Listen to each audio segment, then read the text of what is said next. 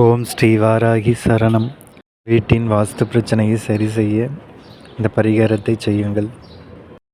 வாஸ்து தோஷத்தை நிவர்த்தி செய்யும் பிள்ளையார்.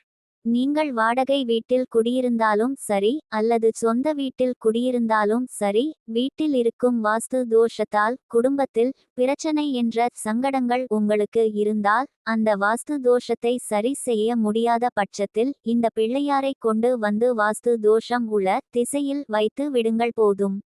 வீட்டில் இருக்கக்கூடிய வாஸ்து தோஷத்தால் பெரிய அளவில் உங்கள் குடும்பத்திற்கு, குடும்ப உறுப்பினர்களுக்கும் எந்த ஒரு பாதிப்பும் ஏற்படாது.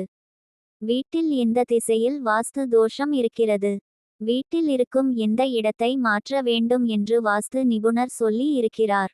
அந்த இடம் உங்களுக்கு தெரியும் அல்லவா? அந்த இடத்தை பரிகாரத்திற்கு தேர்ந்தெடுத்து கொள்ளுங்கள்.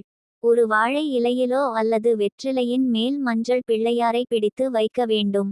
மஞ்சள் தூள் சிறிதளவு பன்னீர் விட்டு கலந்து மஞ்சள் பிள்ளையாரை பிடித்து வைத்து, அதன் தலையில் கொஞ்சம் அருகம்புல் வைத்து, வாஸ்து தோஷம் உள்ள திசையில் இந்த பிள்ளையாரை வைக்க அந்த வாஸ்து தோஷத்தால் உங்களுக்கு எந்த பாதிப்பும் வராது. பிள்ளையாரை எந்த திசை நோக்கியும் வைக்கலாம்.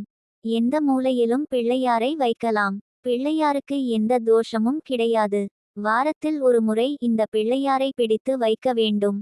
அடுத்த வாரம் அதே கிழமையில் பிள்ளையாரை எடுத்து தண்ணீரில் கரைத்து விட்டு, கால் படாத இடத்தில் ஊற்றிவிட்டு, மீண்டும் புது பிள்ளையாரை பிடித்து வைக்க வேண்டும். தினமும் இந்த பிள்ளையார் முன்பு ஒரே ஒரு ஊதுவத்தி மட்டும் ஏற்றி வைத்திருங்கள் போதும். பிறகு வாஸ்து தோஷத்தால் உங்களுடைய வீட்டில் எந்த தோஷமும் இருக்காது. பிள்ளையார் உங்களை பத்திரமாக பாதுகாப்பார்.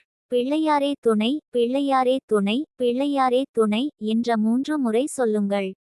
வாழ்க்கையில் எவ்வளவு பெரிய தோஷங்கள், துன்பங்கள் வந்தாலும் உங்களுக்கு துணையாக பிள்ளையார் வந்து நிற்பார் என்ற தகவலுடன் ஆன்மீகம் சார்ந்த இந்த பதிவினை நிறைவு செய்து கொள்வோம். இது போன்ற பயனுள்ள ஆன்மீக தகவல்களை கேட்க நமது சேனலை சப்ஸ்கிரைப் செய்து கொள்ளுங்கள்.